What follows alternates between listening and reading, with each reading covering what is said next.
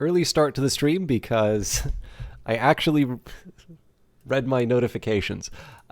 So last week I started early to basically to prep for the Dirty Rectangles meetup. So this, for those of you who are not familiar with it, where I live, Ottawa, there is a local game dev collective, which for the last couple of years has been meeting remotely for obvious reasons.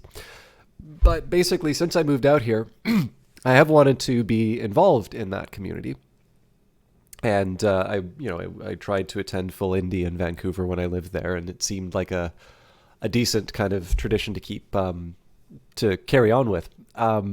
But in any case, it's moved to the second Wednesday of every month. But it seems like for some reason it moved to the third this month, and I didn't realize that until after after I'd already started streaming.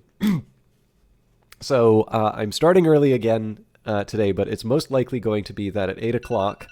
Sorry, I have my tea getting ready to go.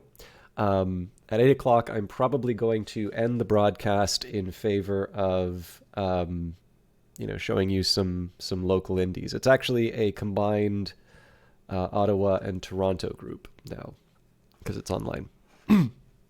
So there's an interesting connection to Race Yourself this way, but because I'm a little short on time and because we have a new update for Phantom Brigade, I'm going to get into the details now, and then if we want to talk about the fun connection to Dirty Rectangles, we can talk about that at the time. But as is always the case, there's patch notes and there's a big cool new trailer ready to go. So let's see what we are in store for.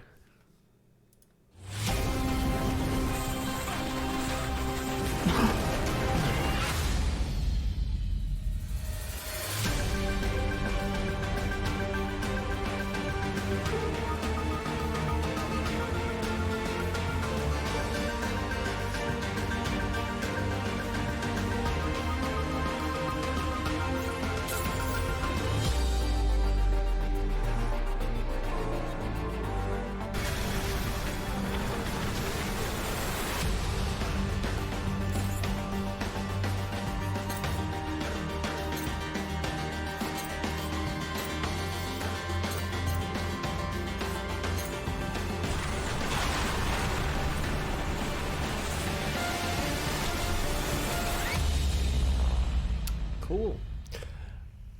So, as with Industries of Titan, this is after the holiday break, so I suspect this is intended to be, at least in terms of Industries of Titan, they sort of preface that this is a more, maybe not minor, but maybe a smaller update. Looks like there's quite a bit that got added here, though, so let's read the details. Patch highlights. Suit up, new armor set, quite eventful, multiple brand new narrative events, country roads, a whole new farm-themed map. Phantom Brigade is in early access, which means we are actively updating and adding new content based on our roadmap and your wonderful feedback. You can expect the next Tactical Tuesday update on February 15th, 2022 at 11 a.m. PST. See the full patch notes below. One thing I just want to take a quick second here is, okay, so it's the same roadmap as before. And the little robot arm, as always, indicates changes due to community feedback. Updated options menu, updated the main menu, updated the main menu's appearance, and updated the options menu UI. Lots of new settings such as frame rate limit, anti-aliasing, shadow quality, motion blur, bloom, ambient occlusion quality, contrast, brightness, adding a warning when quitting the game, and added a toggle to keep the detailed part view on. New arrow armor set. New light, medium, and heavy models for the arrow armor set. New events, enemy radio. The Brigade knock out a radio tower that is broadcasting enemy propaganda. Seized farm. A farmer has had his farm seized by the enemy, which is interesting because the text I saw was her in the trailer. Guerrilla pilot with a high reputation with guerrilla forces. One of their pilots seeks to join your team.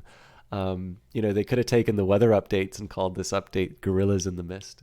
Hidden cache. The brigade comes out upon a destitute mineral town whose main refinery has been shut down and seized by the invaders. They hear that most of the town's stock had been taken out to a hidden cache somewhere in the province. Of course, these are always more fun when we encounter them, so... new map, new farm map has been added. Miscellaneous improvements to torso movement when targeting in all directions with stationary and moving mechs. Remove the KIA text from units killed in battle to avoid overlap. Mech and pilot renaming now has a character limit. Fixed in 0150B3121. Ask for it by name. Fixed event and action timing being mismatched on the cat and dog events. Fixed the missing overworld action when playing with the dog in the dog event. Fixed a hole in the grips of some weapons models. Fixed line breaks in mobile base panel on the overworld when switching UI scaling. Pause menu can no longer be opened when changing views when going from pre-combat to briefing, for example. Various animation fixes to the joints on heavy armor sets. Unit names in the salvage list are no longer case sensitive.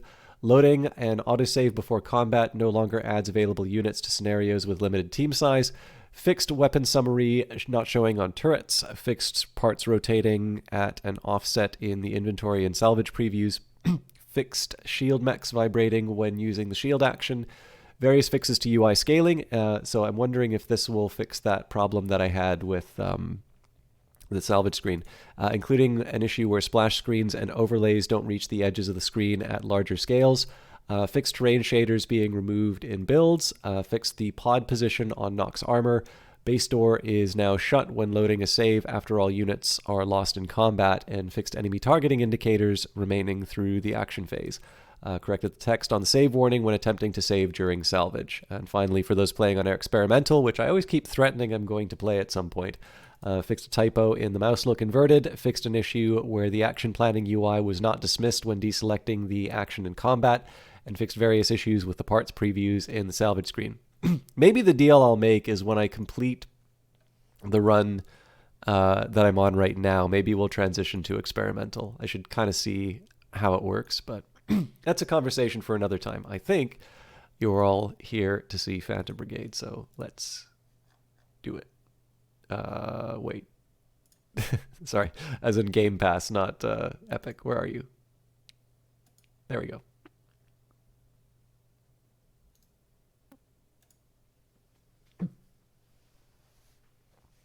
I'm still a wee bit sick, so I apologize in advance for the coughs and other, I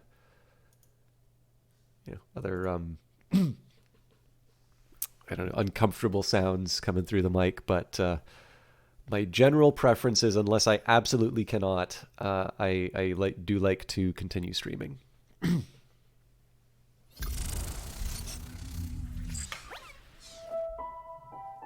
Yourself Games, the hallmark of quality. Welcome to the Brigade. We are excited for you to experience Phantom Brigade and to have your help in shaping its development during its early access period. During the course of development, some aspects of the game might feel rough, sparse, or buggy. Every month we'll release a major update which will include bug fixes, new features, and quality of life improvements for players. We appreciate your patience and feedback throughout this process as we work to deliver the most important features and fixes. From the main menu, check out our early access roadmap to see what's coming next for Phantom Brigade. Reach out to us to the Brace Yourself Games Discord community or read the latest patch notes. Well, so much for that. Seizure Warning. A very small percentage of people may experience a seizure when exposed to certain visual images, including flashing lights or visual patterns. These seizures may have a variety of symptoms, including lightheadedness, altered vision, eye or face twitching, jerking or shaking of arms or legs, disorientation, confusion, or momentary loss of awareness. Immediately stop playing and consult a doctor if you experience any of these symptoms. If you or your relatives have a history of seizures or epilepsy, it is recommended that you consult a doctor before playing. Powered by Wise. Sounds to me like we've got some new music.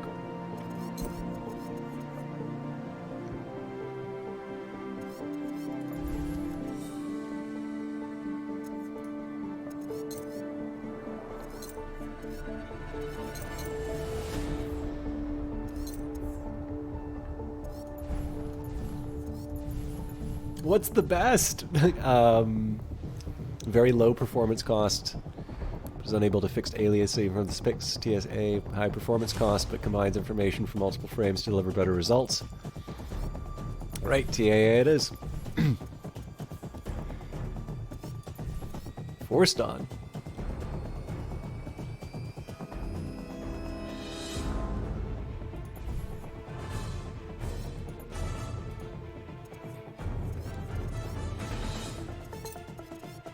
Oh, maybe we have heard this before. Oh, privacy. No. Let's not worry about it. Yeah, this is nice few little details on here. And the roadmap. So next up so we've got the content pack number 3 here. Next up is quality of life, improving the briefing flow, new main menu experience, revised narrative events. That kind of feels like we got this pack here. Am I missing something? It definitely feels like we got these. It feels like this was in this patch. Well, either way, let's enjoy the game. And of course, maybe not a bad time for me to mention, I have been given a key from this game from Brace Yourself Games for Brace Yourself Games for the purposes of promotion. Obviously, I'm a massive fan of the game, independent of whether or not I got a copy. It's very weird to see this scaling. I'm assuming this is what it's supposed to look like. But everything feels very, very big. I think it's just I've been playing on something that is not the correct scaling in the first place, which is why it feels very weird. But yes, anyways, I have been given a copy for promotional purposes. So while I am a very enthusiastic supporter of the game, and I do genuinely like it very much, Brace Yourself has not asked me to say anything about the game. It is important to disclose these sorts of things, so keep that in mind. I am not a kind of an affiliate with Epic anymore, though, so you don't need to worry about that particular interest. All right, so I think what we're going to do here, we are celebrating, so let's take our time, and then we will see what we can do on the overworld.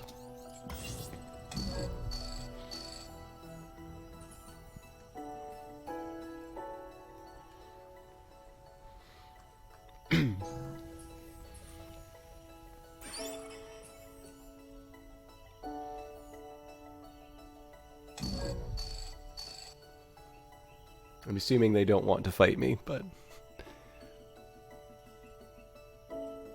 So yes, I could fast forward, but I'm also trying to finish dinner, so I'm actually going to take the opportunity to get a little bite in.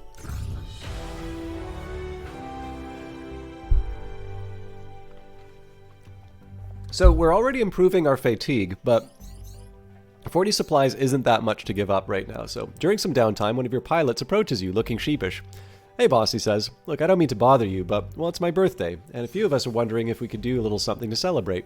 We've been working so hard lately, it'd be nice to relax. Behind him, you can see a couple of your pilots looking on eagerly, awaiting your response. Throw a small party. Let them eat cake. So, doubling up the parties.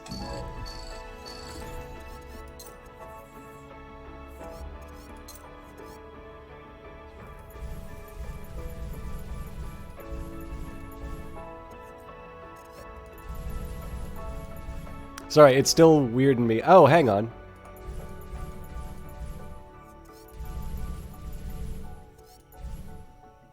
Maybe that's... Controls the vertical resolution of the user interface. UI size is independent from screen resolution and defaults to 1080 pixels vertically. This can be adjusted to enlarge or shrink the UI. Negative values, enlarging the UI, are experimental and might cause UI elements to collide. Okay, well again, let's play on the defaults and I'll maybe mess around with this on my own time. It's weird. I mean, again, I've enjoyed this game so much that, like, the littlest changes are like, oh man, this game's going weird.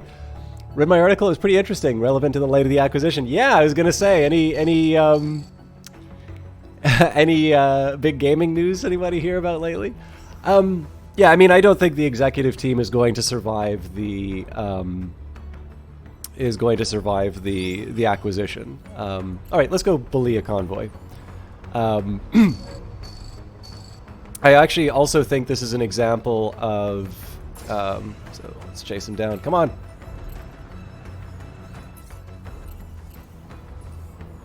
Am I too slow to catch the convoy?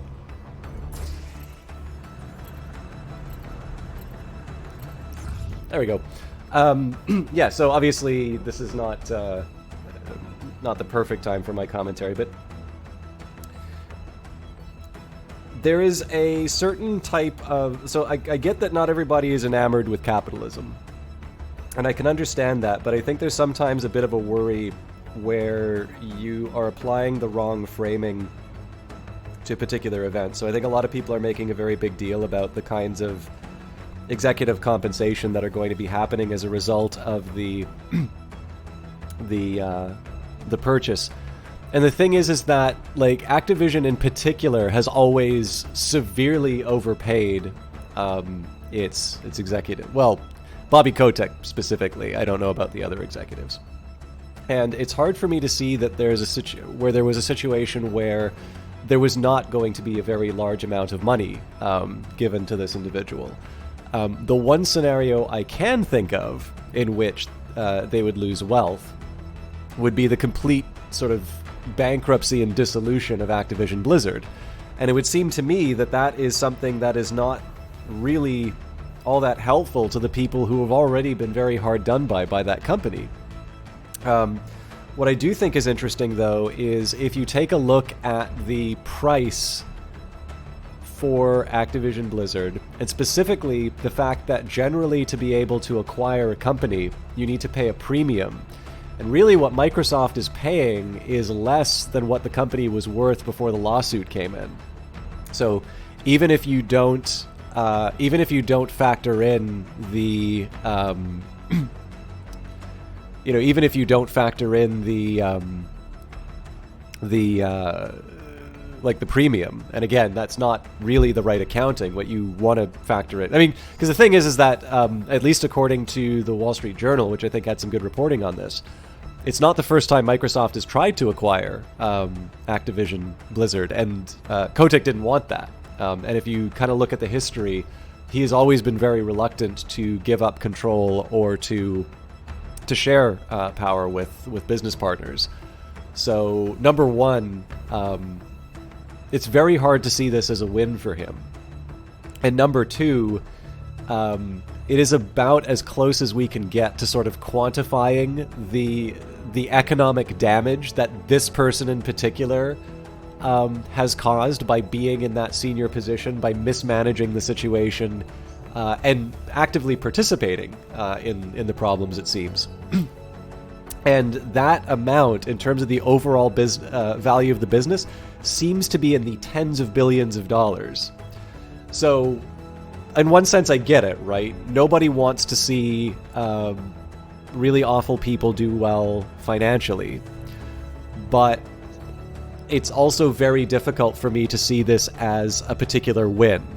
Everything I understand, particularly about Bobby Kotick, is this is not an action he would want to have taken, save for the fact that it's really kind of the only option for them. And again, the difference between what an acquisition would have been had they had like a decent company that treated people well and with respect, versus the consequences of the actions that they took. Again, to see that measured in tens of billions of dollars, compared to what an acquisition would have been relative to what it is now. Again, it's tough to talk about it in these financial terms because it generally makes people uncomfortable. But I do think this is one of these cases where you can actually see an investment, sort of the investment community speaking pretty clearly as to how damaging economically they see his continued involvement in that company is.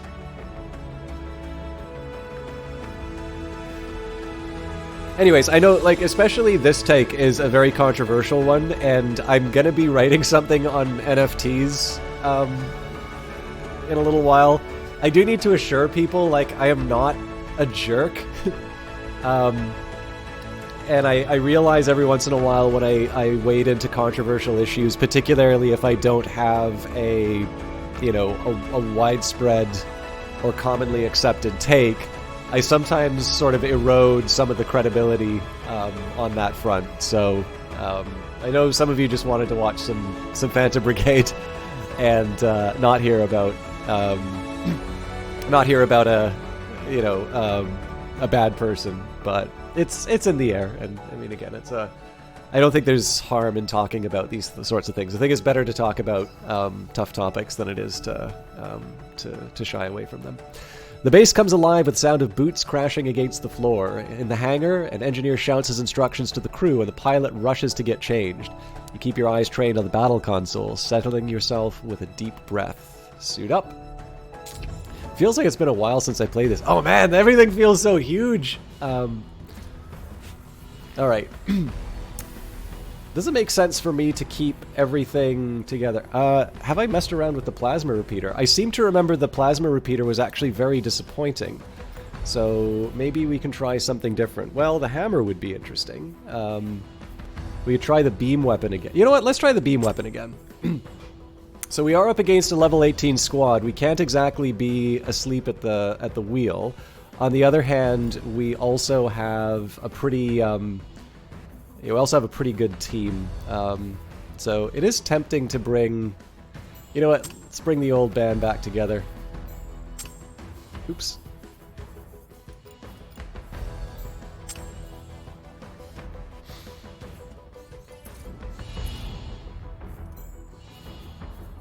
I think there's edits we can make too. Oh dear. Let's take a quick look. Nope, I can't see any changes, so we'll worry about improvements later. I don't know why. Maybe it's the settings that I changed on that, but a lot of stuff here looks really sharp. I don't know if you're seeing it on your end, but it looks really... Yeah, it's a tough one, it's huge, right? Because so much of the stuff that we hear about him individually has actually been tested... well, maybe not tested in court, but there have been court cases and payments made. Hang on. Oh, right, we lost someone, so I believe all of these are new pilots. You know, so I am definitely not, I'm not well enough versed in civil or criminal law to really be able to say whether or not a case could be brought against him. But I know the most sort of shocking stuff, like, so the really offensive stuff is that a lot of the things I am not fond of him for are legal. Like, I'm really unhappy with how Vince Zampella and Jason West were treated, and I mean, I know there was a out-of-court settlement for that. Obviously, what happened on the private jet has also been brought to court. So his current conduct is... You know, that's, I suppose, the other question. But, I mean, I am not entirely convinced. I know that the California lawsuit is definitely against the company. But, and I mean, that doesn't necessarily mean that's going to stop just because the company's getting acquired. The deal closes in July of next year. But, you know, I have to hope that the people who are responsible for deciding whether or not a criminal investigation is just or a good use of the public's resources are on the ball and will make the right decision on that. But, I mean, this also communicates a certain optimism on my part of the justice system working, right? And I know not everybody necessarily believes that. It's particularly hard when you don't see the outcomes that you want. But the difficulty for me is that if I have a justice system that is guaranteeing an outcome for me, that's not necessarily the best indicator in terms of the health of a society either.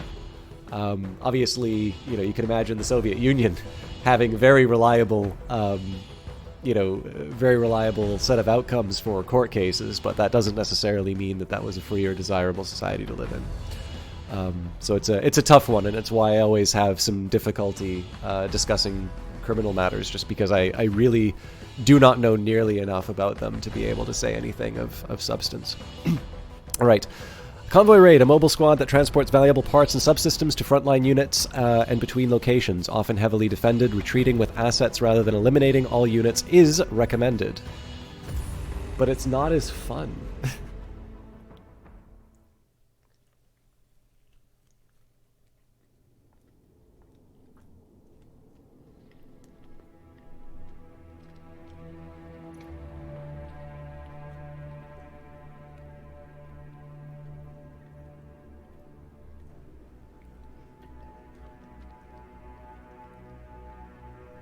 I'm thinking the game doesn't like my prospects. Command rebel units just entered visual range. I'm outnumbered. Requesting rapid response team ASAP.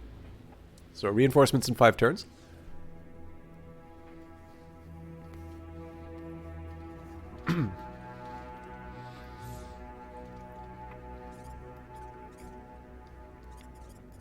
I don't think you are outnumbered. Sorry, if you'll just give me a second. I actually need to get something really quick.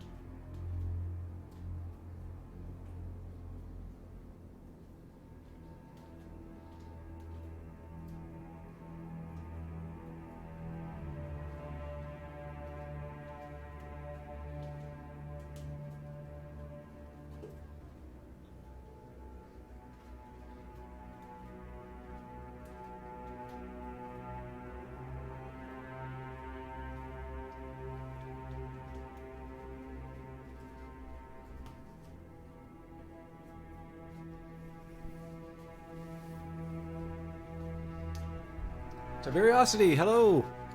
How are you doing? How's Halo treating you? Sorry, I just had to step up for a minute. I did also get to gorge myself on chicken. And Nate Balian. All the good people are in here. Let me just take a quick second here.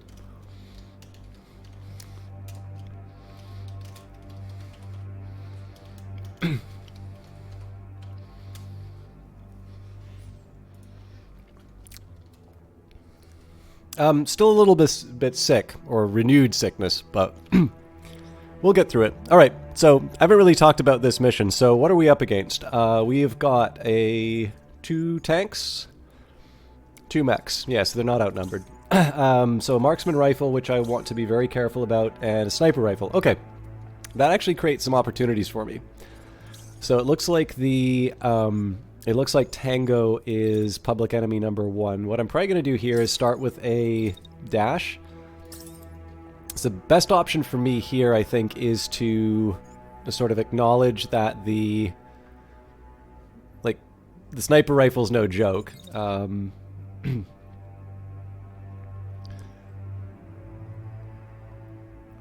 Yeah, this is a nice opportunity because the other...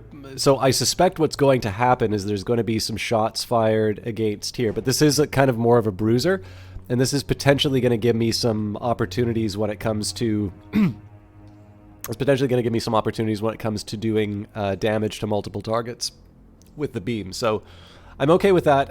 The other... Actually, am I okay with that? Because the other alternative I have would be to sort of lumber forward, then I jump up like this. Let's just say for fun.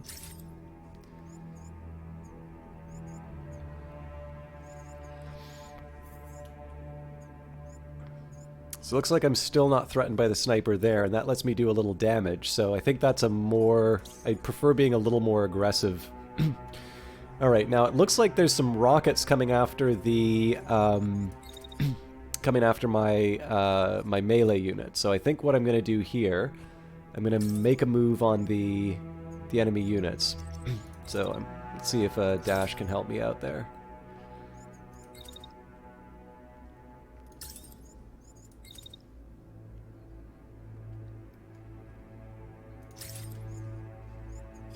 Yep.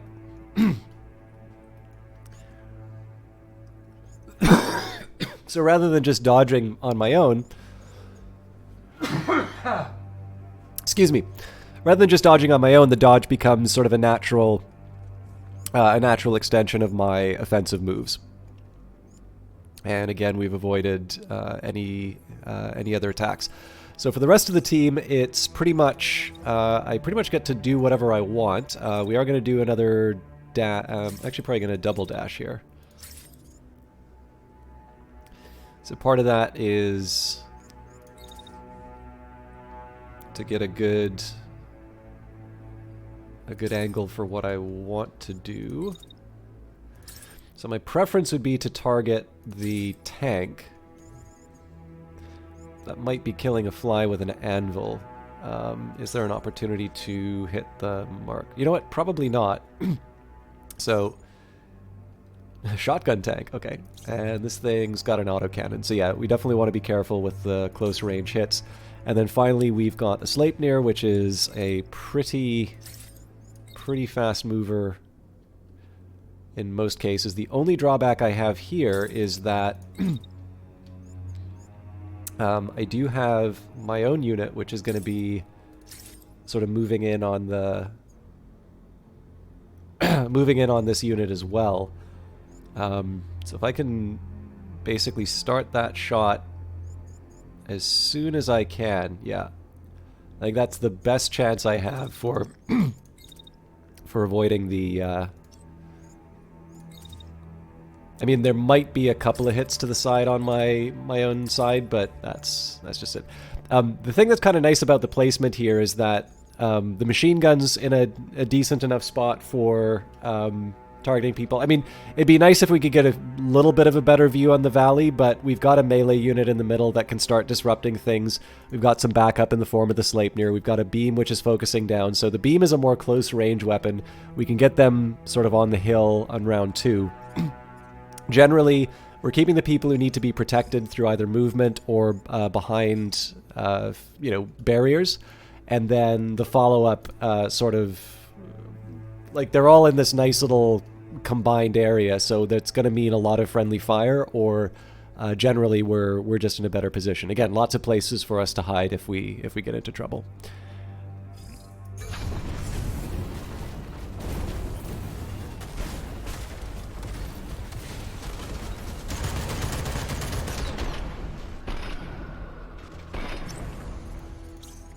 Okay, so let's see.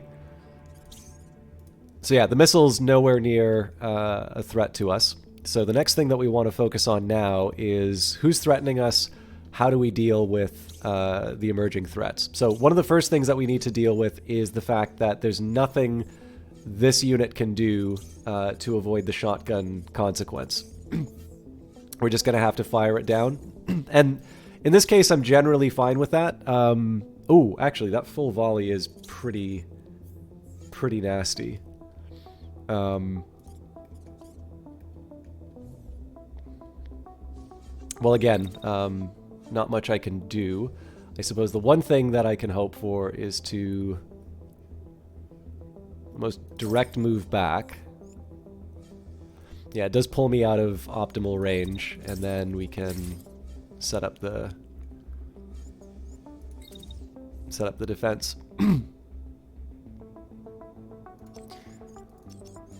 So I want to minimize the amount of backward movement. I want to get myself out of the danger as far as I can, and the remaining follow-up will be to contribute to the sort of the ooh, this is tempting.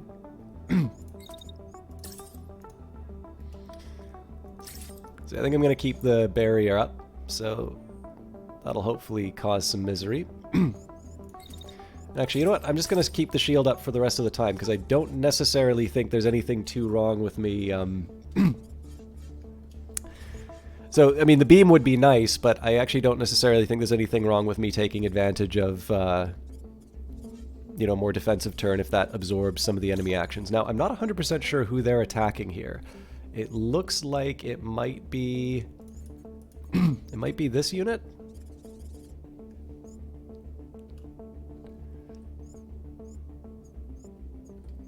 It's also possible it's this unit. So let's say, like, the red circles kind of blink no matter what. So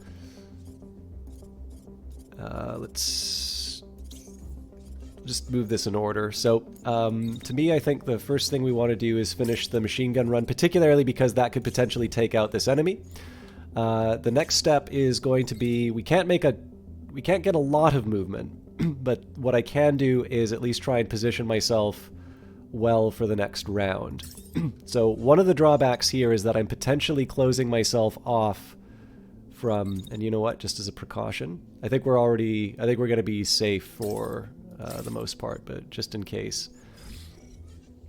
In this case, this is more of positioning for to take advantage on the enemy here. So one concern I have about this turn is not that I'm not doing a lot of damage, but what I can do is try and cause a little chaos in the enemy lines. So this is definitely going to involve some heat damage.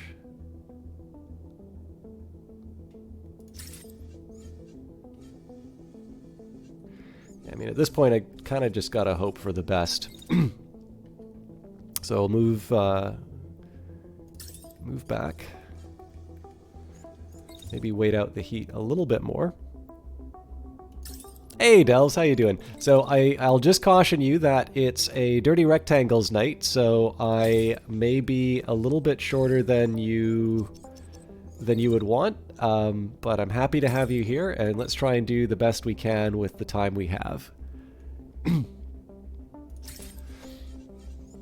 Okay, and that makes things too hot. So you know what? I am actually okay just waiting out, waiting out that turn. The alternative would be to make a move on one of the objectives, but I think that takes me too far out of the fight. So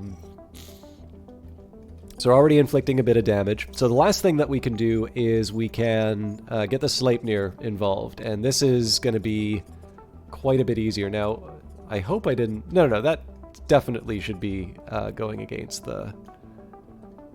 Definitely should be going against the...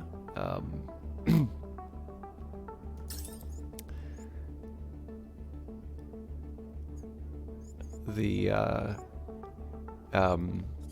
melee unit. So one thing I want to do is run away from the missile. The other thing that I get to do is put some hurt on the enemy unit. So I'm going to start off with this, but I actually want to just stagger it a little bit. It does mean that the attack's going to be less effective, but it does mean that my unit can clear. And then once we get to the proper range, we can just sort of stay and take some pot shots at the bad guys. Alright, that's a little bit of a worry here in the sense that I'm sort of exposed to the autocannon, but I... Oh, no. Okay. So, we're gonna... I didn't realize that they were gonna be running... or taking a marksman shot on me. I'm pretty sure we'll be able to escape around the corner before the marksman fires off, but if they actually get that shot, I'm in a bit of trouble. Alright, so first thing I want to see, I do want to see the melee strike, and I also want to see the, I want to see how things turn out with my defensive moves, so we're going to slow things down this time around.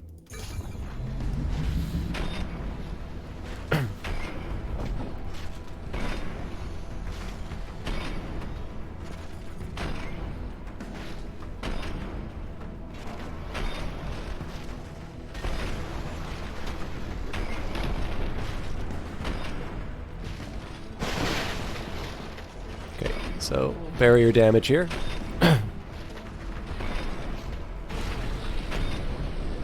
And they're down.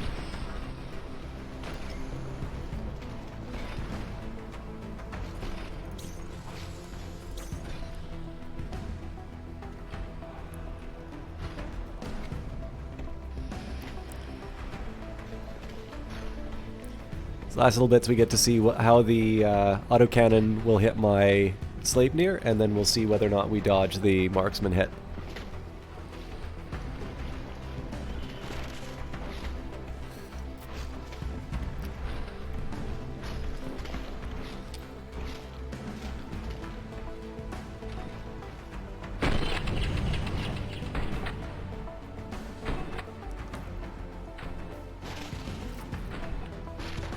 So looking really promising for the concussion if we can get the melee unit back in. Actually, you know what? If we can also bring in the machine gun, that's probably going to end that one. And Missed.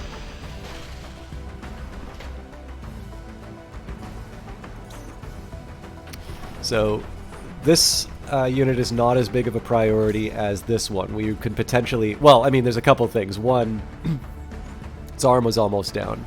But second, we're in a position where we may be able to knock them out with concussive damage. I guess we'll get to find out who the target of that was in a little bit. The drone has a rough location of the crate, but we're going to need another ping to ensure it's picked up. Stay at the location to finish this. Okay, so first thing I want to see is... Alright, they're actually making a really smart move with the sniper rifle. Actually, they're making two very smart moves. So number one, they're getting distance between me and the... like their mech. Excuse me. So one thing I want to try and do here. Ooh, devious. Okay. So not only are they doing that, so one thing here, I've got, hey, Remarkable Frisbee, good to see you. I don't take attendance. I'm always happy to see people here, so I hope you've been well. All right. So let's maybe cut that out. So I don't have a ton to worry about from the marksman rifle here. The marksman rifle has got something of a range on it. But with that in mind, I don't want to just completely ignore the damage potential either, because this thing does 1407 in a full volley, and even with my heavier mech, like that's something that can still kill a mech. Yeah, I guess you're leaving because I didn't really do that good of a shout out for your Tiberiosity. I'm sorry, I'm feeling kind of the pressure to get stuff done before the potential meetup. Never properly thank you for convincing you to get Stellaris and inducting you to the vortex of time and money that is Paradox Games. Well, I'm really glad to hear that, Remarkable Frisbee. This goes double for Phantom Brigade, which is obviously by an independent developer that I'm incredibly fond of. But one of the, I'll be honest, one of the things that is the most rewarding for me as a broadcaster, regardless of whatever the view count is to hear from people that they found something that they really value, something that they put time or something that they really think was worth getting into.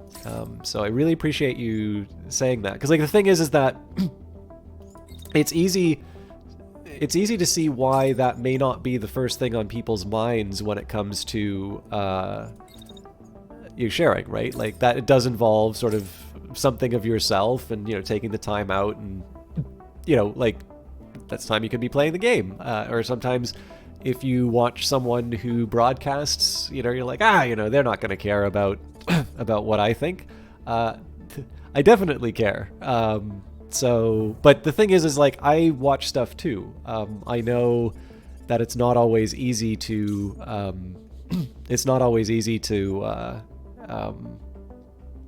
sort of I'm trying to think of the right way to put it. It's not always easy to like think about that, or to think of your comments sort of having that kind of effect. So I think mostly because I'm very bad at making those kinds of comments myself, I really do appreciate them when I hear them from others. So thank you for that. And Night Valiant needs attendance and validation. You need me to take attendance, or you need attendance for your own broadcast? Because I think you've been doing quite well lately. Must be all that Mechanicus. So what I'm trying to do here, I'd like to get a little damage on this unit just because I can. The fact of the matter is that I don't really think I'm able to do all that much to the enemy units. I guess one thing I might be able to try and get away with is something like that. We'll see whether or not it works. Now, I think we're long past the days where I used to be able to sort of like take something out with a good melee hit.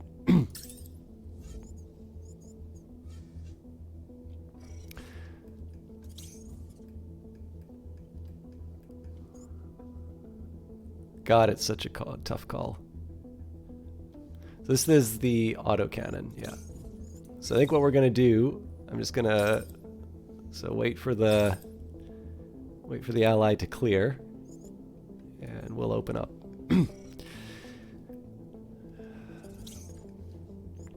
Oh, but I have a beam that I can add to the equation. So we do one of these.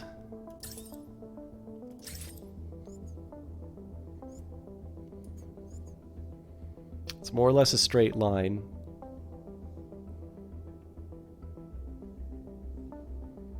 Yeah, so there's going to probably be a bit of friendly fire out of that. I'm not 100% sure how I feel, but I do kind of want to see how it turns out. You need a hamburger. Oh man, actually a hamburger would be great, but I'm doing well. Actually, okay, I have something. No, you know what? I'll save that for another chat. I may have gotten back into investing again. I really don't want to be an investing streamer. Yeah, so the big plan on this one is to just try and get some concussive damage, but this is not an ideal attack at all. First of all, they're not exactly perpendicular to the attack, but they're darn close, so I don't expect a lot of these to hit. They're also going outside of the damage range. The big thing is that I don't think there was ever a scenario where I was going to catch up with them with my melee unit. So my next best is to hit them with the machine gun. So we're going to jump from the different points of focus and see how it all goes.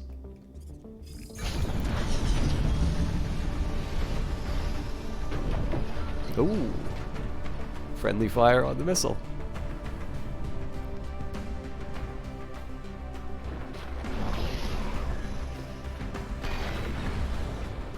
Okay, so no damage on that guy, but that's fine. So now we're going to take a look and see what happens in machine gun land. Oh, maybe a little damage. This is a marksman. It's not as dangerous, but we still want to be careful. Yeah. And the rest of it should just go bouncing off the rocks. Well, I can shut up.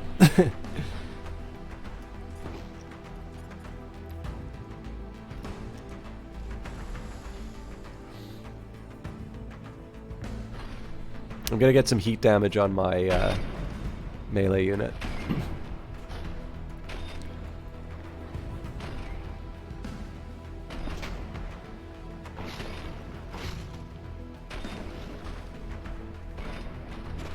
I think we'll be lucky if we maintain the current concussive damage. I think they're going to wind up healing more of it than we deliver.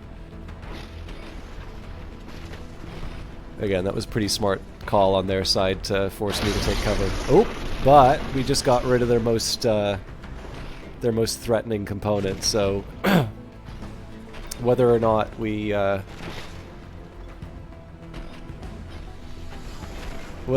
need to, or whether or not we knock them out, we definitely don't need to fear their weapon anymore. This is now public enemy number 1. Obviously, I'm wishing I took my beam and put it on this guy instead.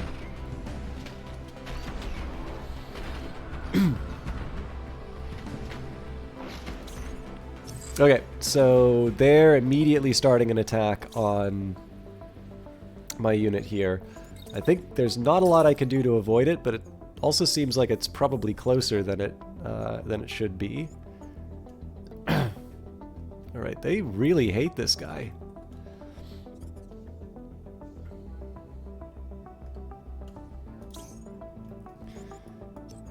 Alright, looks like I've actually got some pretty heavy damage on an important component on this unit already. So what we're going to do here,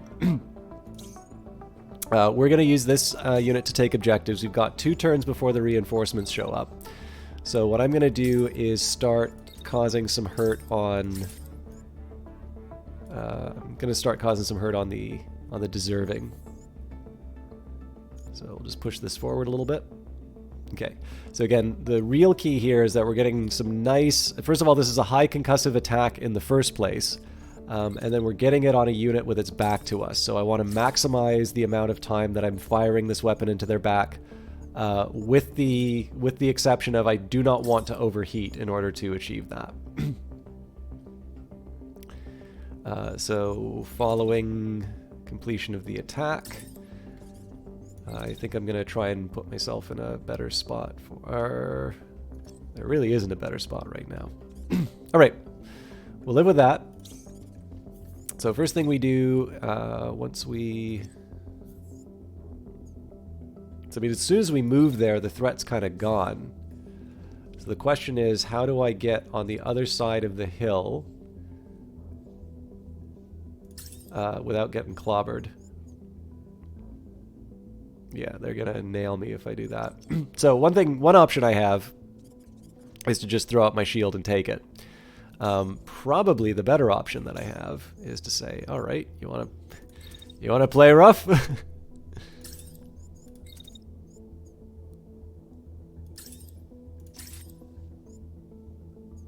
Boom.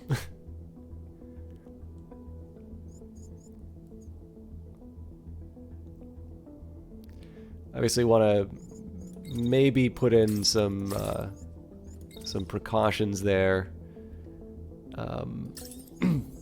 especially because I've got an ally fighting, so I kind of want to clear the line of sight and be prepared if that doesn't work out. And then, so this unit definitely wants to put some attacks on me, and I mean the handgun is not nothing. The full volley is 526, although it's a short-range weapon, so it doesn't do that much damage. So one potential option I have is to try and position my beam weapon. Actually, you know what? This is the far better option. So essentially what happens is I get to stare this unit down. Let's see if we can get the... The attack's got to be a little more efficient.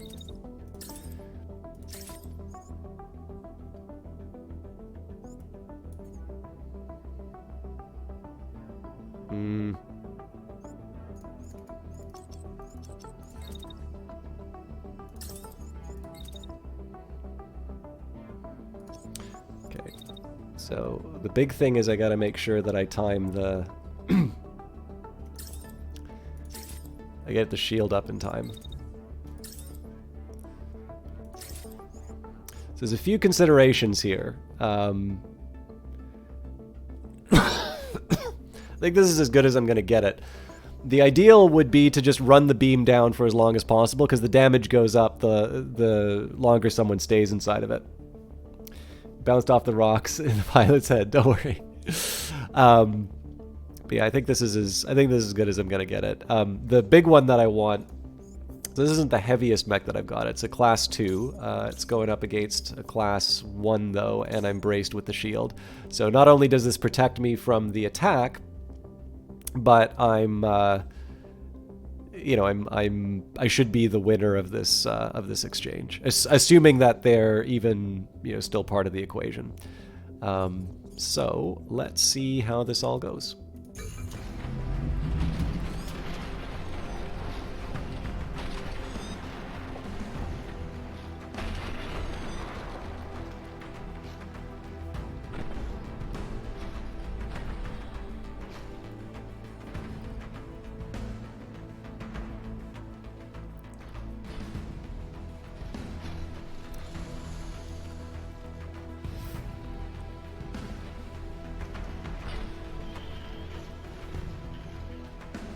So I'm particularly interested in the concussive damage that we deliver.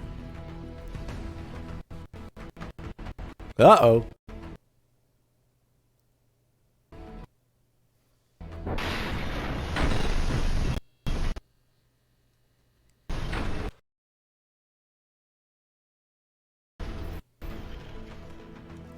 Sorry, let me just see what's going on here.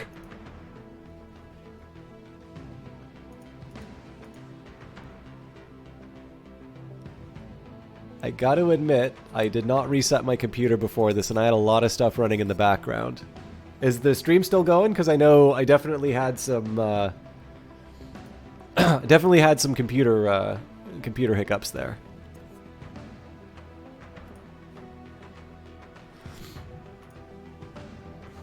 Okay, we seem to be a bit better. I'm going to assume that we're okay.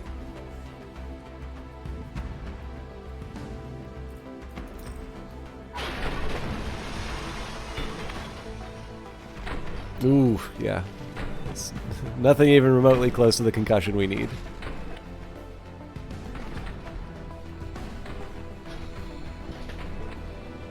So obviously we're waiting for the waiting for that beam to actually deliver what we need.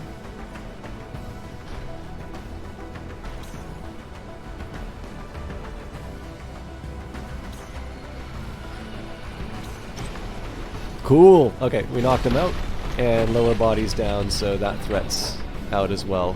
I guess we don't get to see whether or not the block would have worked, but so we'll probably wind up taking a little damage here. I'm not sure. Either way, we're in good shape.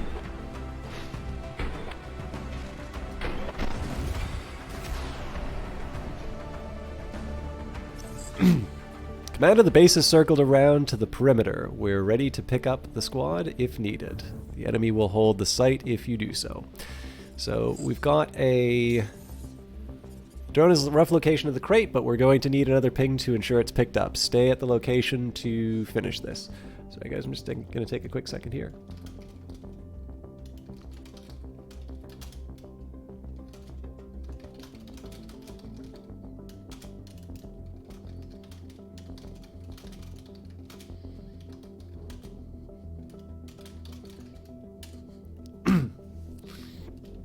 Yeah, so we're going to keep this unit focused on the objective.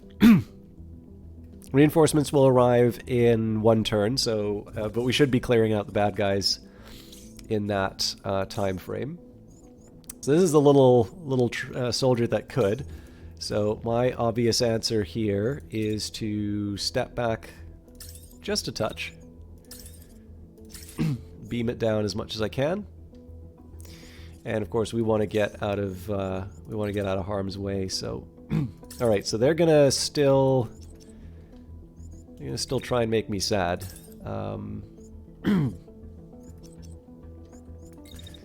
I definitely want to avoid the beam. So here's what I'm gonna do. This is gonna be a bit of a risky play, just given the amount of damage that the marksman rifle can do. But my premise here is that we're going to be able to take out this unit using the Sleipnir in time.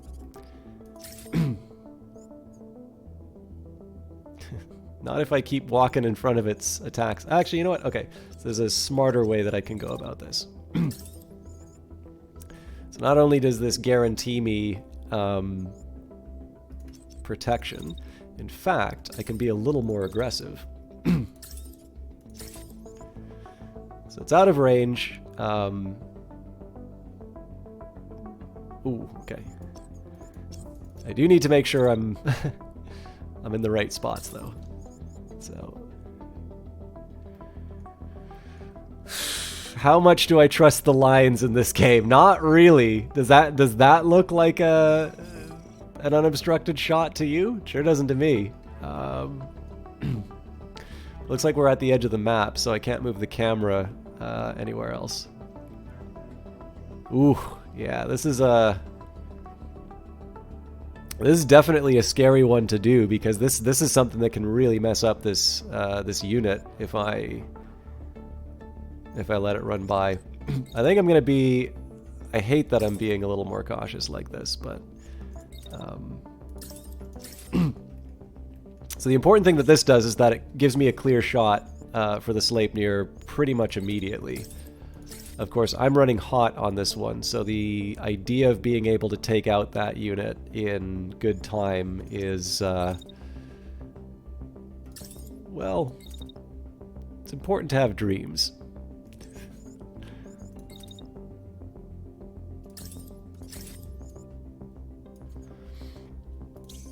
Okay, so we're just going to beam him down. I don't really think there's anything else that I want to do. It might be nice to sort of join the party over here, but I don't really think that's a good idea right now. So, and yeah, the melee. I mean, the melee unit will definitely come into the action when the reinforcements arrive. But I don't want to.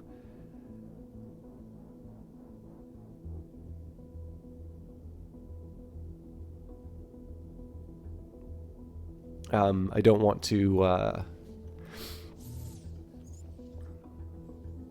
Sorry, I'm trying to check. I don't know if my chat's not active or if there's just... I get that some people like lurking, and that's fine.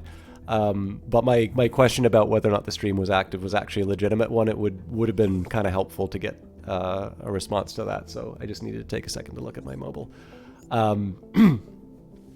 Yeah, I kind of want to keep the melee unit in reserve because, one, it'd be nice not to lose parts, and number two, if I am going to have to take some damage, it would be nice to do it against enemies that I actually need the help with. So let's see how it goes.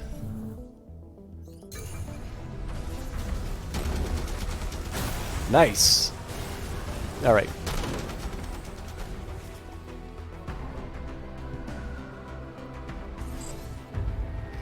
Right, the crate is locked on. Our drone has the cords and should be descending any second now. So, command of the base has to disengage. We won't be able to pick up the squad for the time being. So, this looks like a really good opportunity for us here. Oh, hang on, yeah. Oh, that's a... yeah, that's a... that's a bigger force than I was expecting, actually. Okay, so I was just thinking, like, one thing I can try and do here is... So, I'm gonna have to jump pack it, but... do one of these.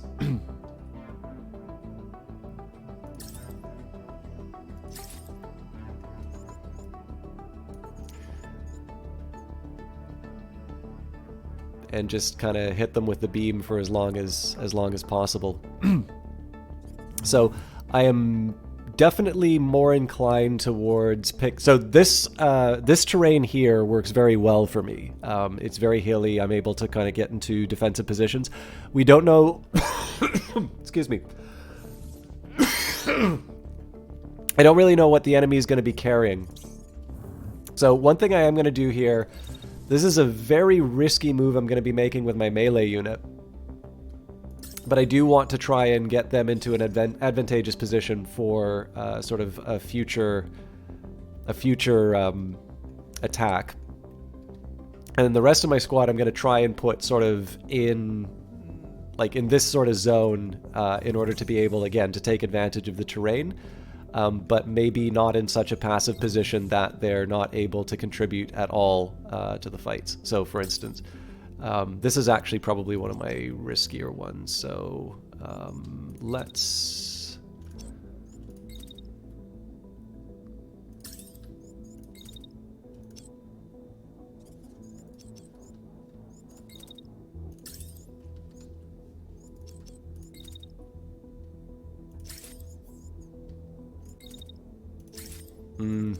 it's too hot. So if I just let her rip with the gun, one we shoot into the side of a hill, it doesn't really accomplish a whole lot. Okay, so I'm gonna dash it. I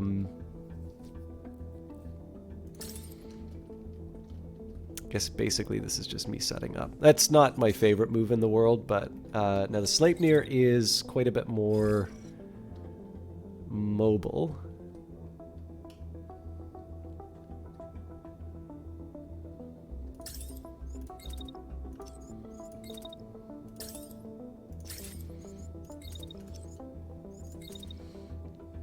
So we'll wait it out and then... Yeah, I have a feeling I'm going to be kind of upset with how I've positioned myself relative to these four units, but let's see how it goes. Olaf, how you doing? Thank you very much for the host. I'm going to guess that the stream's coming through okay for you. I had a little bit of a problem a minute ago, so just hoping that the quality hasn't fallen too drastically. I should caution you that it's going to be a bit of a shorter stream tonight. Oh, Olaf, thank you so much for resubscribing. 9 months now.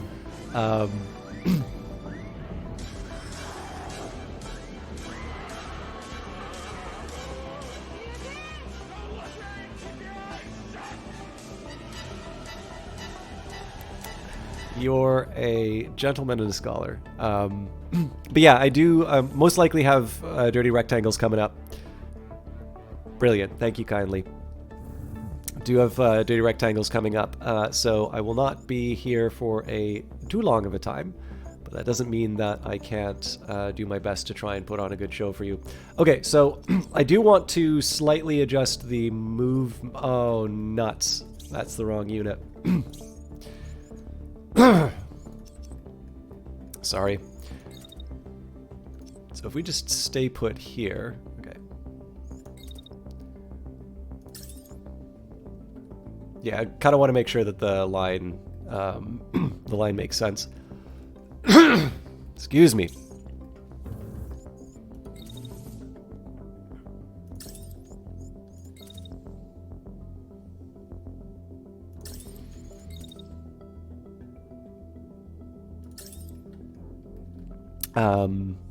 I will try and talk a little bit about the connection with Brace Yourself by the end, but for now, let's see how well we can deal with the new arrivals.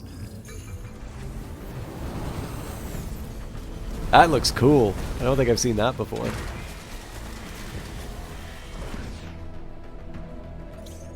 Alright, this fair chunk of damage, but we did absolutely nothing to the shotgun tank, which is going to have its horrible revenge. So we got to get out of here.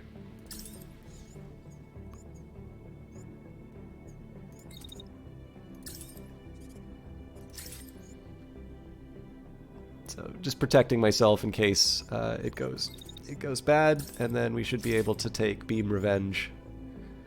It's a nice straight line for well, not the duration of it, but it's long enough.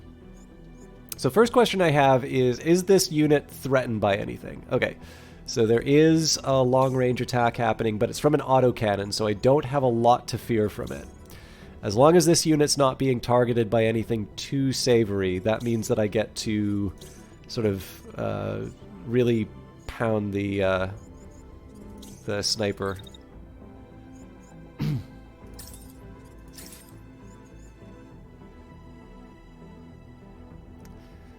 So yeah, they're going to fire their missiles for a bit. And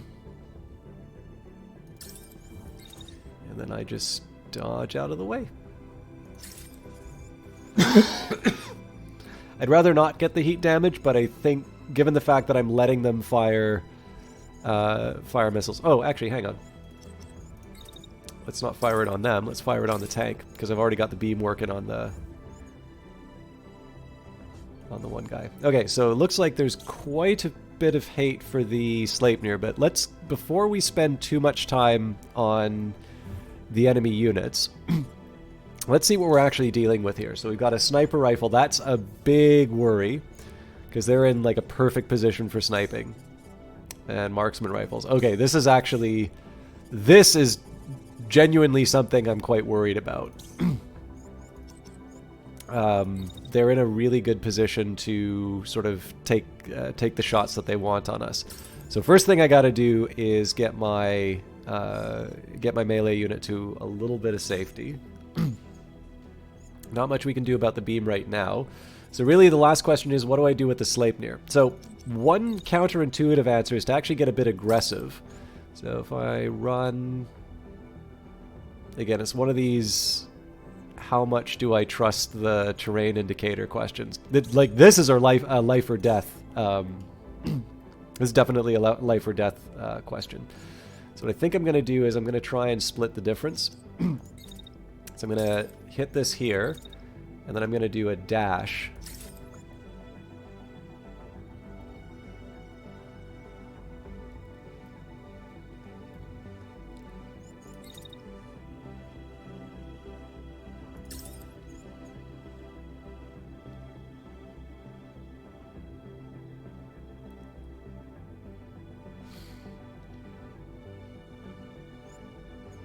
Okay, so obviously a nice risky run over there. So let's wait this out for as long as we can, and then if we peek around the corner like so, it's too late.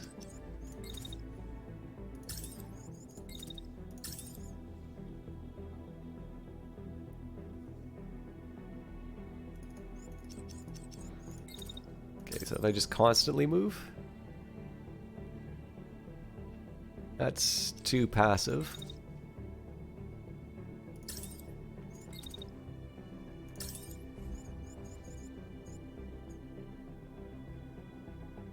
All right, that I can work with. Life's trying to make it not so well, but you're all right. Thank you, and yourself. Well, I'm obviously a little sick. I am very sorry to hear that things aren't going as well as they could be, particularly with you, because I think you, at the risk of like sounding too, I don't want to sound like pitying, but I mean you have definitely got something of a, you know, let me put it to you this way, like you've got a very good ratio of sort of joy and like benefit that you've given to me, either through, like, there's obviously the financial stuff, like either, you know, subscribing to the broadcast, or you've definitely gifted me far more subscriptions than I deserve. But like, more importantly, just I know you've been a presence in a lot of communities that I've really appreciated and enjoyed, and I know that, particularly for people like you, it's almost a case where it can become too easy to have that taken for granted. So, you know, I don't know. Like, I just feel a bit bad when things are tough. But I hope for at least however long I am here, I can give you a little bit of distraction from the bad things, and then I hope that the good things will follow shortly afterwards. All right, I'm really curious to see how this one goes. Obviously, the Sleipnir is going to be the real story, but we can start by seeing how the machine gun shots go.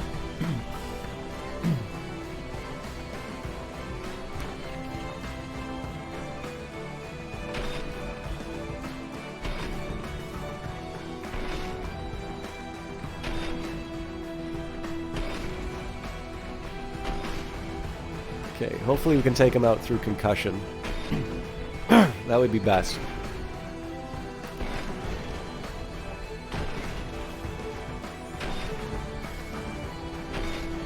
Alright, they're almost certainly down. So, now we get to see how good this sniper really is.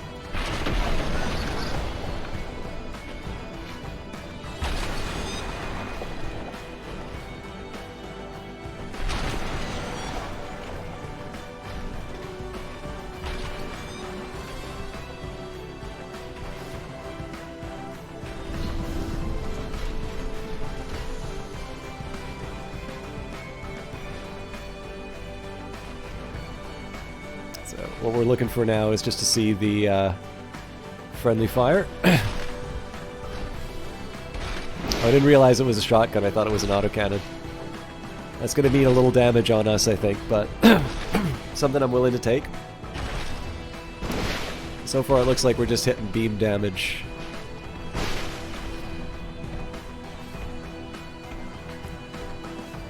Or sorry, barrier damage with the beam, but now we're on to the good stuff. All right, 58 damage when we were facing down a sniper shot. I'm thinking that's a good trade-off. Let's just make sure that we get the dismount. This guy is screwed.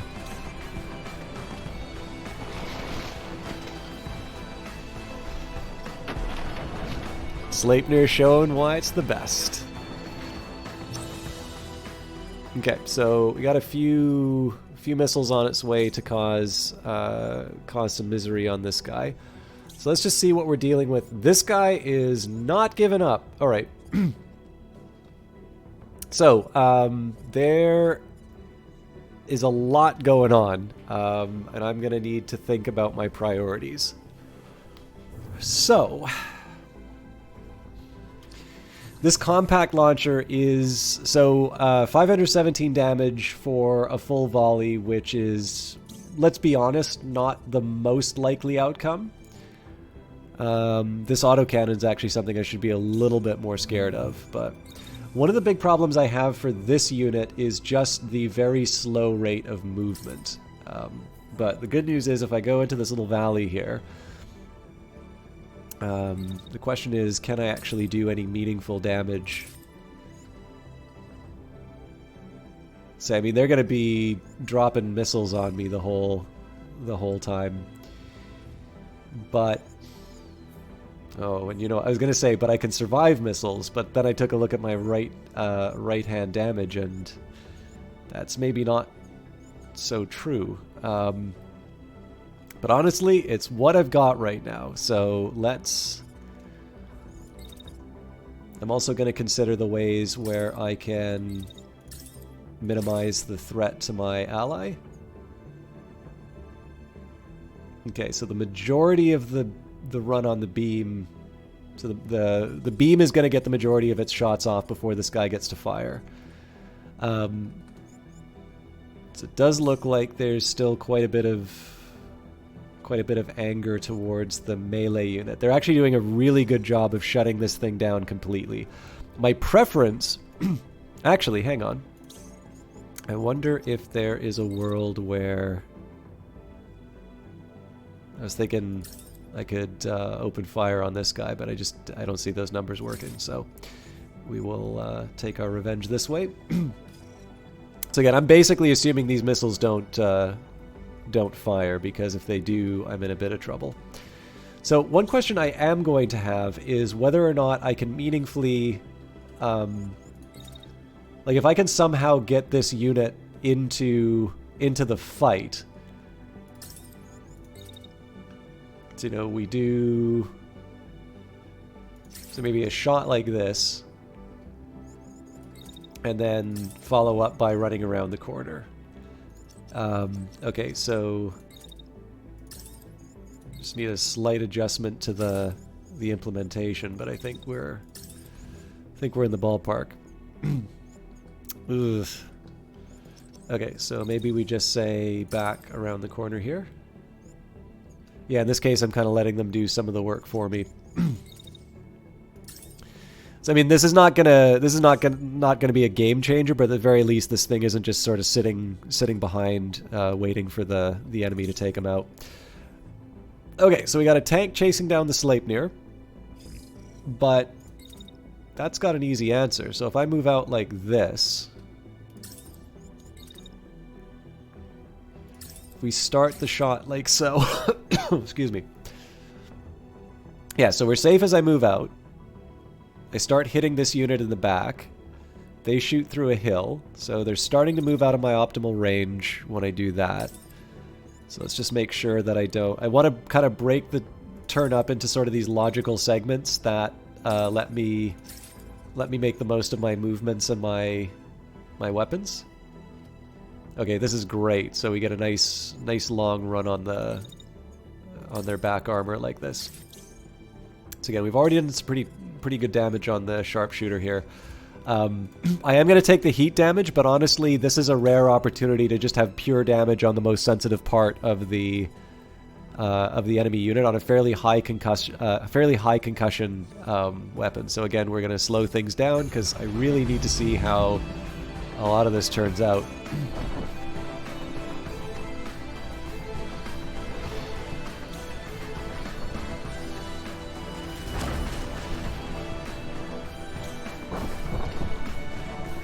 Alright, so I somehow got hit. I was not expecting that.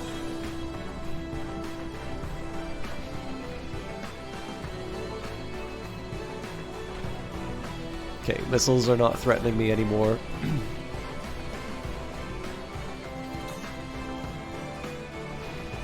And now we get to see whether or not this guy lives long enough to throw missiles at me. Looks like they might.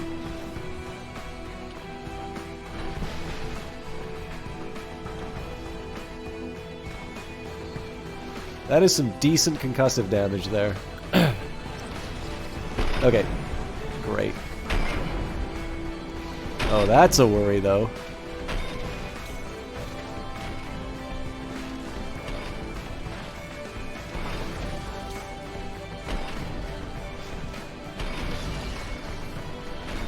Okay, so this sniper is no longer a threat.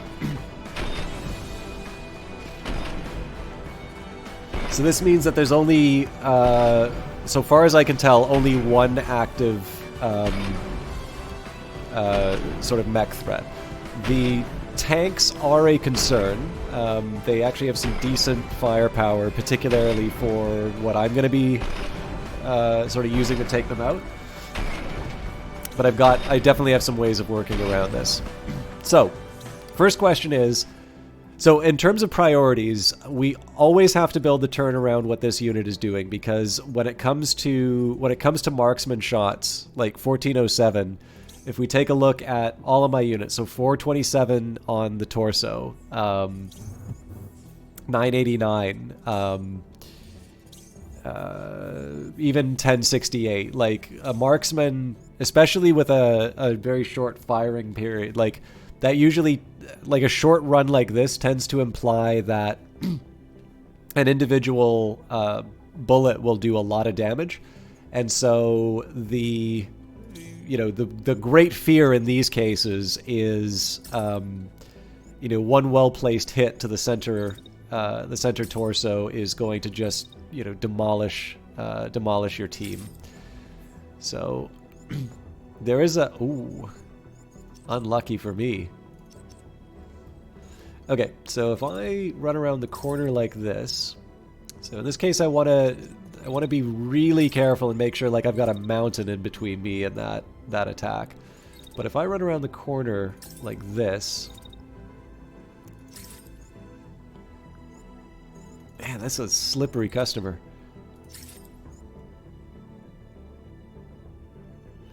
So we can tickle him on the edge. So I don't hate this option, but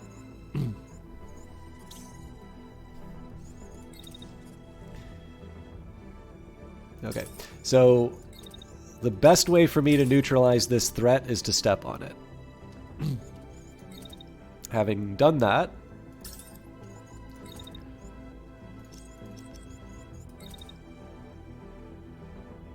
so I want to run basically the duration of that. If I can, I want to deliver the machine gun.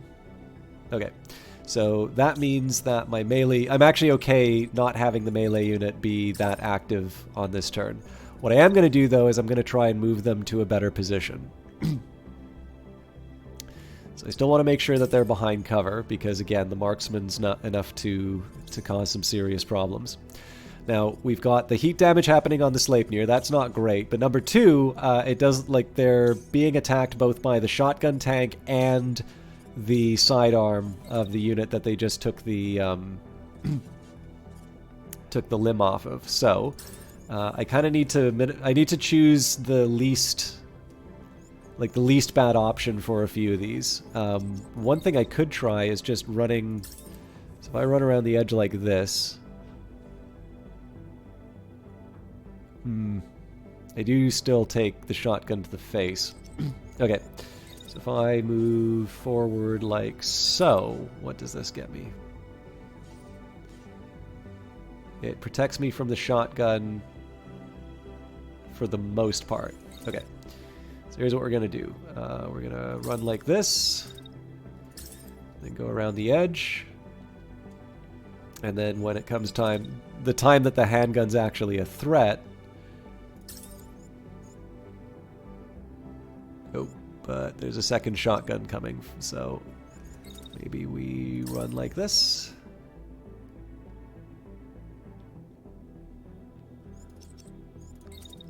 What about a jump? Perfect. So we're a little exposed to the sidearm, but we're moving very quickly. So this thing does 519 damage, which is enough to take out my right arm, which is exposed to them. So it's a risk, but it's something of a calculated risk, because I prefer that to turning my back. It also gives me an opportunity to attack. By the way, actually, those missiles could be aimed at me for all I know. So what this does allow me to do, I don't think I'm going to be able to get away with another primary attack yet. What I do want to try and do is some kind of active role in the turn, and if that's, contributing to the misery of this unit, so be it. Okay, so this unit's more or less ignored, which is not great, but we've neutralized it for the time that we need to. So my next goal here is this wonderful little window of opportunity. I just need to be patient. So we track them. As soon as they turn the corner, we fire the beam. So notice how long that they're going to stay inside the beam. We fire. So they walk towards us. Oh. I gotta be very careful about where I stand, because they just kissed the edge of my mech and I don't want to fall over. So, they're walking into the beam, turn around, they've got their back facing the beam, and if that wasn't enough, their trajectory on the way back basically lets them be the target for the rest of the time. The only other question I have is if I doubled it up. So problem number 1 is that my Sleipnir's in the way, and then problem number 2 is that my heat's too high. So what I'm going to do is we're going to stand, and then I'm actually going to position myself for a follow-up on the tank. Okay. So I think probably the story of the Sleipnir is going to be the big one, but maybe we'll watch this in full speed. Oh, we're so close to knocking this guy down. Ooh.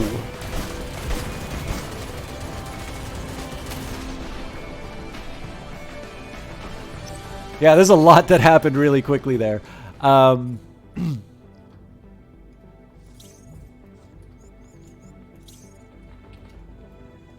Okay.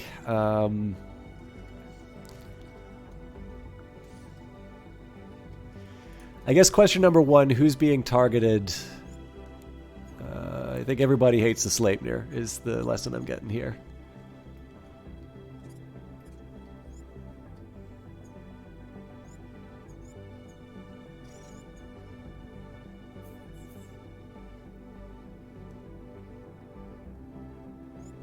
So, my first solution should be run around the edge. So I'm not as worried about a shotgun to the back like this. So I'm just going to run around like so. Again, the things that have an open shot on me don't really matter. What I am a little worried about, though, is this unit still has its marksman rifle, and it's trained right on the Sleipnir. So I need to modify my movement a little bit. Okay, so there doesn't seem like there's a way for me to dodge that bullet. So the next move is to dash. So dash up. Okay. I am taking a bit of a chance that this is going to do what I think it does. So the next question is, how do I tilt the playing field to my advantage? I'm going to have to think a little bit about how I do the Sleipnir's turn, but there's one thing I can do with the beam. It's a nice long shot in the back. It may also be that I have... Okay, I don't have enough of an opportunity where I'm moving right now.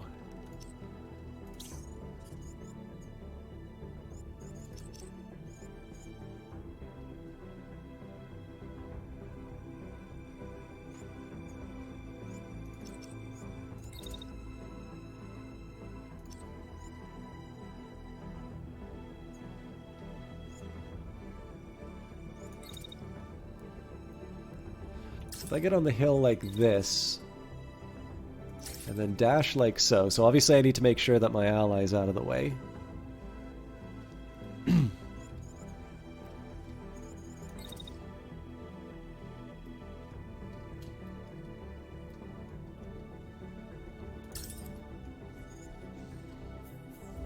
Okay, so we're moving.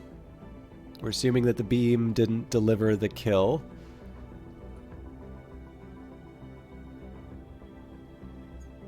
A little worried about dashing through the tank, but we'll deal with that later. That's completely... Yeah, that's a complete failure of a defensive move there. Okay, so what I got to do here is I need to build a defense around the idea of this unit being able to get an attack from a semi-elevated position against the Sleipnir. So if I just stay put, I'm safe, but I'm exposed to this unit's attack. So, when you are faced with the prospect of an attack like that, we say, okay, well, we're going to stay in the position where we're safest. I'm going to turn around. So, number one, I think they might get hit by a shotgun with an ally. But I turn around and say, okay, well, two can play at that game. God, that is a flimsy, flimsy defense. Is there... I guess the one problem I have with it, yeah, I'm a little elevated, so this is the lower spot. I mean, again, I don't exactly want to, you know... The life of my Sleipnir is kind of depending on this interesting terrain reading. But it's the best I got, right?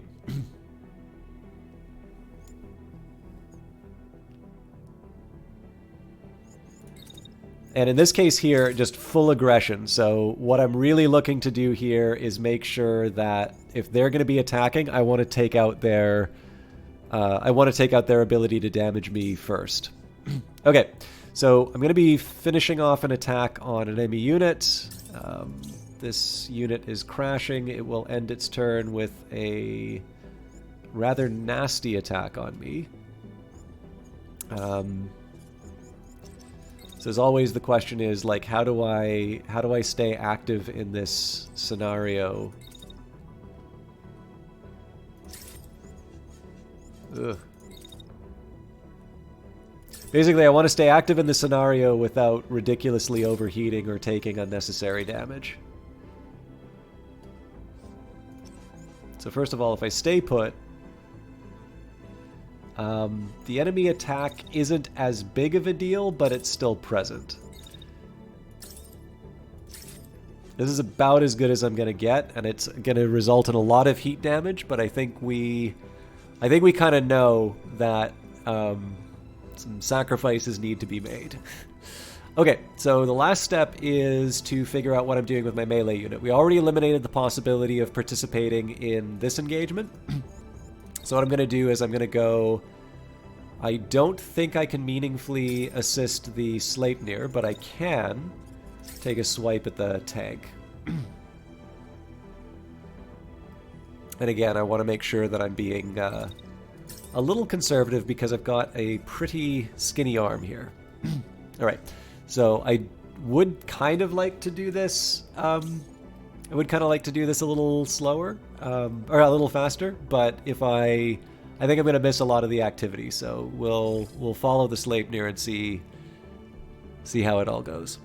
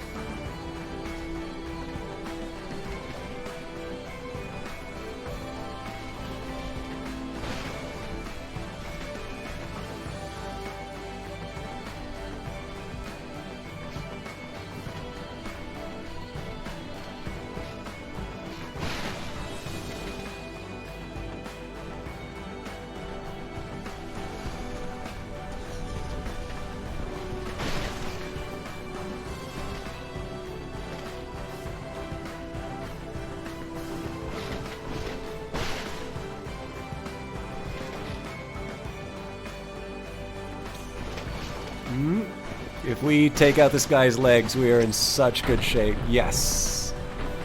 Oh, I didn't anticipate that missile coming in, though. This is gonna suck.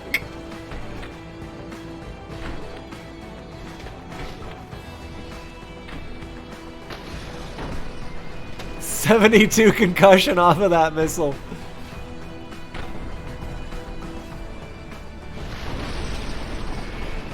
But the aggressive strategy paid off. And we took out the tank. Did we just wipe out the enemy team on that one go? No, there's got to be this... yeah. We got one unit left over. Oh my god, this is a good turn for us. It's kind of turn that makes you wish you had the replay function.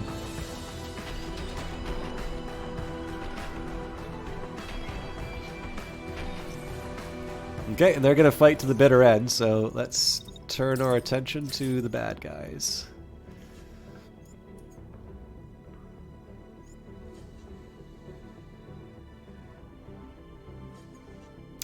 I think this is worth it. So they're going to continue fighting the...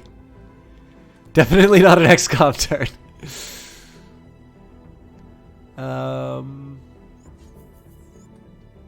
Okay, so looks like the damage is still going on the... So what I really got to be careful about, I just need to find a way... So if I just go straight over the hill... okay, it's a very silly move, but it works. And what I'm going to do here is I'm just going to stay put. Actually, you know what? I don't need to be so... I don't need to be so cautious. So we can start by...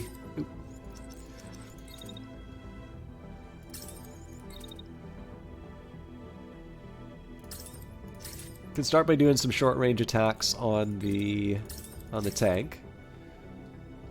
So then when it gets out of range... Actually, better thing, just get the one shot off. Then we get into... I mean, they wind up going into optimal range anyway, so then we just take our second shot with our high concussion weapon. I just need to make sure I'm actually hitting the tank. There we go. Alright. So, tank's down. Let's see if we can make another tank go down.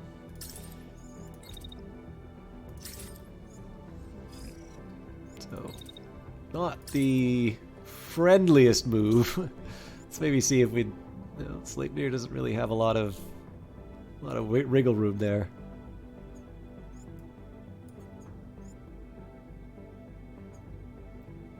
So it's an earlier shot than I would like, but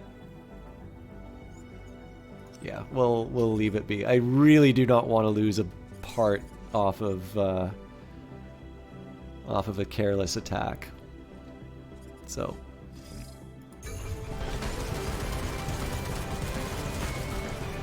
all right, this thing's... I mean, it might be another turn because it's a little weird. Yeah, okay, they're surrendering, so... That is the round.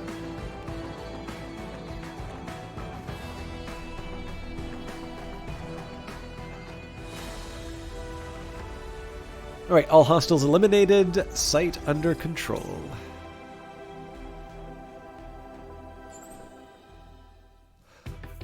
Okay, so salvage-wise, we've got an Asgard Heavy workshop charge, a machine gun workshop charge, a gyro, heatsink, battery? I assume that means I get extra supplies.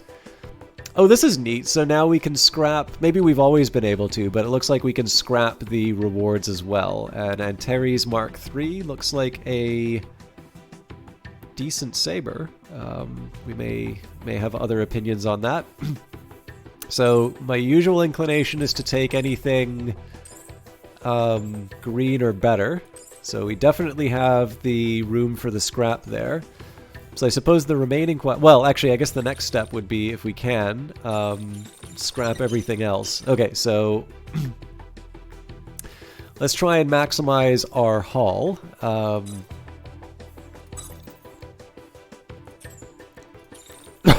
So, question number one would be...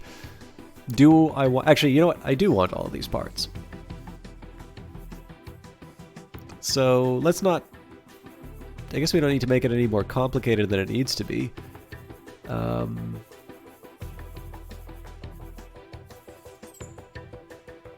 Just make sure we take the body part... Oh!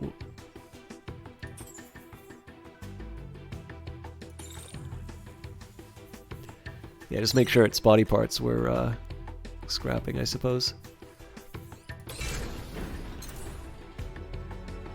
Okay, so there is something I need to check out here. Again, I don't want to leave early, but I do have to deal with the reality of dirty rectangles. So let me just take a quick look and see if that's starting up. If it's not, I'm perfectly happy to do another round. but I know my timings were off last stream, so I want to make sure that I'm actually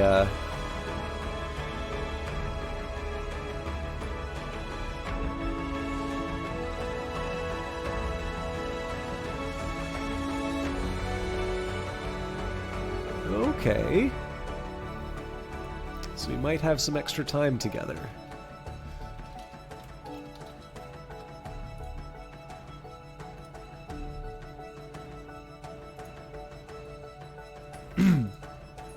So if you'll just give me a second here, I want to see what's up with Dirty Rectangles. Okay. Oh, no, so they said Dirty Rectangles Online, January 22, live soon. Okay, so here's the deal. Let's deal with the overworld as well as we can. Here is a quick little story for some of you, just before we do any overworld stuff. Some of you may know the name Marlon Weeb. I think that's how you pronounce it anyway. Anyways, Marlon is a sort of a video editor among many other talents. But on January the 6th, Marlon changed their biography on Twitter. So they are no longer listed as a video producer at Brace Yourself Games. They were, I think, previously listed as team lead / designer, and they are now listed as game director at Brace Yourself Games Vancouver. So I suspect they still have a, first of all, if you've ever... Brace Yourself has amazing trailers. They also have an amazing team for that, so they're not going anywhere. But Marlon is somebody who I didn't really know at the time, but was actually involved in the local game dev community here. This Dirty Rectangles thing that I'm going to wind up hosting a bit later is actually apparently something that he was involved in when he lived in Ottawa. And, so first of all, does lots of crazy and amazing stuff. But it seems to be that he's kind of moving up to a big project. Now, obviously, we don't know what Brace Yourself's working on. Clearly, they are going to be doing more than just Industries of Titan and Phantom Brigade. Obviously, both Phantom Brigade and Industries of Titan do need to get their full releases, but that doesn't mean that there can't be other things that are developed as well. And it seems like whatever Marlon was working on is now being sort of turned into something. So that's definitely, first of all, somebody absolutely worth following. But number two, a wonderful little milestone. Again, not a connection I would have expected. But then I also wouldn't have expected, going to full indie or that, meeting, somebody from Power Up Audio, which is obviously also connected to Brace Yourself Games in another way. It's weird how you wind up meeting some of the people on here, but again, it's wonderful to see nice people do well, sort of advance closer to some goals that they're looking for, and I think I'm certainly already very interested in whatever Brace Yourself has to show, or whatever's coming up next. But certainly to kind of know that future projects are also going to represent sort of a step forward in the career for the people involved is really good. Actually, on that note too, again, I'm noticing that the Dirty Rectangle stream's gone live. I do want to take just a quick second here and mention, I don't think I said this before, but for those of you who are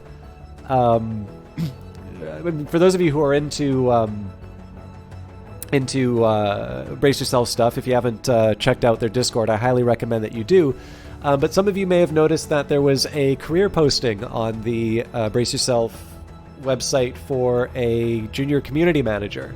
And on January the 13th, BYG Demi gave an introduction. Hey everyone, by now I've already been lucky enough to interact with some of you fine people, but I wanted to take the opportunity to formally introduce myself as BYG's new junior community manager. So obviously we got a chance to meet A. Jared J through I believe he's a community intern. I think that's a separate role. But in this case, another individual who's joined the Brace Yourself company, the Indie Katamari, and particularly for the community manager, that's a role that I think a lot of you will wind up interacting with, particularly if you interact with these games. So if you get a chance to see Demi, well, I mean anybody on the Brace Yourself team, obviously. But if you do get a chance to say, if you do see Demi, particularly because they are new to the Brace Yourself team, please make sure that they feel welcome, as I know you're all perfectly capable of doing. So, I don't think I can take another combat mission, but we can at least do some repairs, and let's see what this is.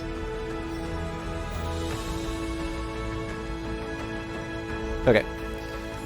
So, if we've liberated the province, and... Oh, hang on. What's going on here with the unit repair? Oh, it's because I'm going too fast. How much you want to bet? Yeah. Okay. So, I guess the next question is we've reclaimed Stillstead. So, if we continue the usual pattern of going to the highest adjacent level, it would seem that Mitbal is our next destination. So suggested level 19, which is not that much higher than what we're going up against, but we have got a few targets there. Now, one of the challenges that we're going to run into is that, so it's level 19 here, it's level 12 here, whereas it's level 23. So what we're going to wind up doing is we'll go to Mitbal Unktra, and then I guess it's Regtal, excuse me. Regtal, Trom. Yeah, we don't really wind up going anywhere near the capital. In fact, we're already over-leveled for the capital. So maybe, I don't know, does anybody particularly want to see the capital fight right away? I don't know.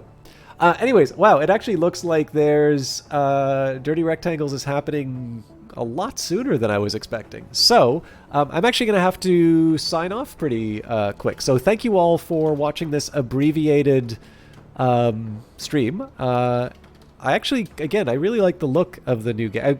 I don't know if this is just me knowing that a change was made. But one way or the other, I'm definitely looking forward to some more Phantom Brigade. We're going to be back with Phantom Brigade next week. That's going to be at 7.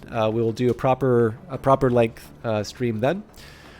For those of you who like other Vancouver developed games, we've got Darkest Dungeon coming up on Friday, and I am just bursting at the seams to play that. So I am really looking forward to doing some more Darkest Dungeon on Friday. We're going to try and show the bosses what for. And then for those of you looking forward to Stellaris, that's coming on Monday, with Tuesday being the pre-recorded Oblivion episode. If I can, I'd like to try and start doing some things on the weekend, but I suspect I'm going to want to rest and heal up before I consider anything like that. But as always, Twitter is a fine place to announce for that. So again, thank you all for watching. For those of you that like following stuff on Twitter, Marlon is going to be working on a new game. Well, he's always been working on a new game with Brace Yourself, but it looks like he is now a game director for stuff at Brace Yourself. And for those of you who'd like to know at least a little bit of Marlon's background, I'm going to be hosting you with the local Ottawa game dev scene, well, and Toronto, Dirty Rectangles. I don't know what's on deck yet, but they're already starting the introduction, so I'm going to send you off to them. Have a good time. Please stick around to see if it's your kind of stuff, and we'll see you in the next one. Have a good one.